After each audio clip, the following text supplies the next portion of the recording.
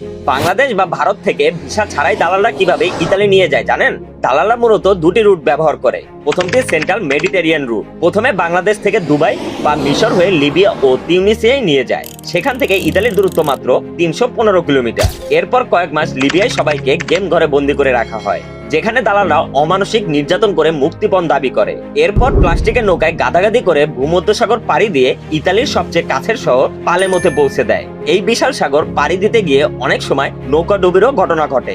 আর দ্বিতীয়টি হলো Balkan root, যেখানে দুবাই থেকে লেবানন বা সিরিয়া হয়ে নিয়ে যায় রোমানিয়া বা সার্বিয়ার জঙ্গলে। সেখান থেকে জঙ্গল ও পাহাড় পাড়ি দিয়ে মাইলের পর মাইল পায়ে হেঁটে অথবা ট্রাকে লুকিয়ে স্লোভেনিয়ার উপর দিয়ে ইতালিতে ঢুকানোর চেষ্টা করে। আর এটাকেই তারা গেম দেওয়া নামে ডাকে। আর এই পুরো যাত্রায় দালালরা আগে প্রায় 10 থেকে 12 লক্ষ টাকা নিত, আর বর্তমানে এখন প্রায় 20 থেকে 30 লক্ষ টাকা, এমনকি তারও বেশি নিয়ে থাকে।